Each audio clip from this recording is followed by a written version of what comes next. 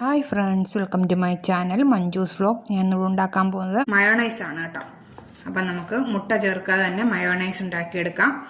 അപ്പം ഇത് ഞാനൊരു 4 സ്പൂൺ കോൺഫ്ലോർ ഇട്ടിട്ടുണ്ട്. അതിലേക്ക് ഞാനൊരു 1/2 കപ്പ് വെള്ളം ഒഴിച്ചു കൊടുക്കുകയാണ് കേട്ടോ. എന്നിട്ട് നന്നായിട്ട് കട്ടയില്ലാതൊന്ന് മിക്സ് ചെയ്തെടുക്കുക.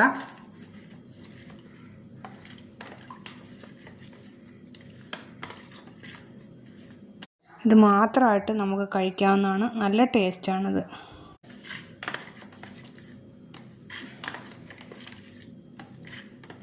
അപ്പം ഞാൻ കട്ടയില്ലാതെ തന്നെ മിക്സ് ചെയ്തെടുത്തിട്ടുണ്ട്. ഇനി നമുക്കിതെങ്ങനെയാണ് മയോണൈസ് എങ്ങനെ തയ്യാറാക്കി എടുക്കുന്നത് നോക്കാം. അപ്പം ഞാനിവിടെ ആദ്യം ഒരു പാൻ എടുത്തിട്ടുണ്ട്. അതിലേക്ക് നമുക്ക് ഈ മിക്സ് ചെയ്ത് വെച്ചിരിക്കുന്ന കോൺഫ്ലോർ ഒഴിച്ചു കൊടുക്കാം.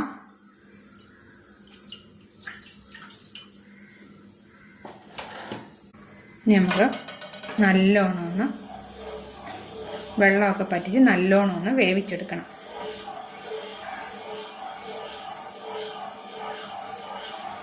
കുട്ടികൾ പറഞ്ഞു അവർക്ക് പെരി പെരി ചിക്കൻ റോൾ വേണമെന്ന് കേട്ടോ. അതിന് വേണ്ടിയിട്ടാണ് ഞാൻ മയോണൈസ് ഉണ്ടാക്കുന്നത്.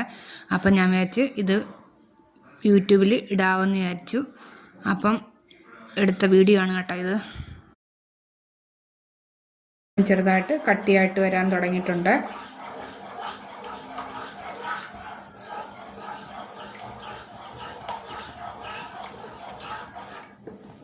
ഇപ്പം കുട്ടികൾക്കൊക്കെ ഇപ്പം വെക്കേഷൻ ആയതുകൊണ്ട് ഓരോന്നോരോന്ന് ഉണ്ടാക്കി കൊടുക്കാൻ പറയും കേട്ടോ. അപ്പോൾ അതുകൊണ്ട് ഇപ്പോൾ നമ്മൾ ഉണ്ടാക്കി കൊടുക്കുമ്പം പുറത്തുനിന്ന് മേടിക്കാതെ നമ്മൾ വീട്ടിൽ തന്നെ ഉണ്ടാക്കുമ്പം നമുക്ക് വിശ്വസിച്ച് കഴിക്കുകയും ചെയ്യാം. ഇതേണക്കത്തെ സാധനങ്ങളൊക്കെയാണ് ഇഷ്ടം കേട്ടോ.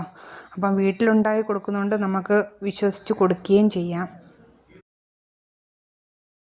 അപ്പം നോക്കിക്കേ, റെഡി ആയിട്ടുണ്ട്. നമുക്കിത് ചൂടാറുന്ന വരെ ഒന്ന് വെയിറ്റ് ചെയ്യണം.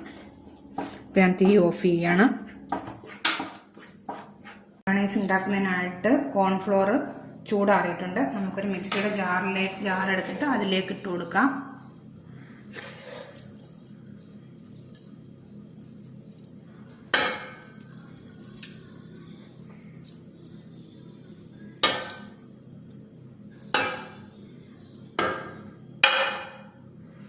ഇനി ഒരു നാരങ്ങയുടെ നീരൊഴിച്ചു കൊടുക്കുകയാണ്. ഇനി ഞാൻ എടുത്തിരിക്കുന്നത് ഇത്രയും വെളുത്തുള്ളിയാണ് കേട്ടോ. അതും കൂടി ഇട്ട് കൊടുക്കുകയാണ്. ചെറിയ വെളുത്തുള്ളിയാണെങ്കിൽ 3-4 അല്ലി ഇട്ട് കൊടുക്കണം. ഇനി വേണ്ടുന്നത് ഒരു മുട്ടയുടെ വെള്ളയാണ് കേട്ടോ. അതും കൂടി ഒഴിച്ചു കൊടുത്തു. പിന്നെ 1/2 കപ്പ് പാല്, ആവശ്യത്തിനുള്ള ഉപ്പ്, 1/4 ടീസ്പൂൺ കുരുമുളക് പൊടി. അത് നമുക്കൊന്ന് അരച്ചെടുക്കാം. അതിൻ്റെ കൂടെ തന്നെ നമുക്ക് വെജിറ്റബിൾ ഓയിലൂടെ ഒഴിച്ചും കൊടുക്കാം. അപ്പം അരിഞ്ഞിട്ടുണ്ട്. നമുക്കതിലേക്ക് കുറച്ച് വെജിറ്റബിൾ ഓയിലൂടെ ഒഴിച്ചു കൊടുക്കാം.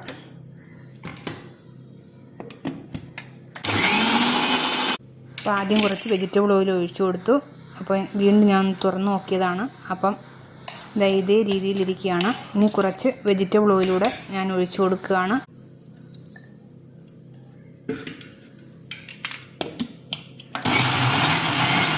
മയോണൈസ് റെഡി ആയിട്ടുണ്ട്.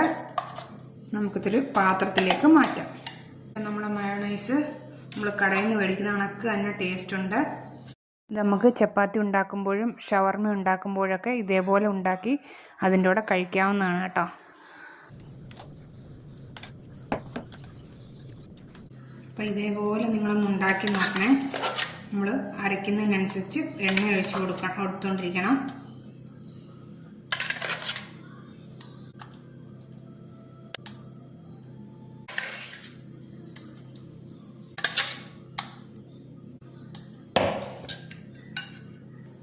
അപ്പം നമ്മുടെ മയോണൈസ് റെഡി ആയിട്ടുണ്ട്.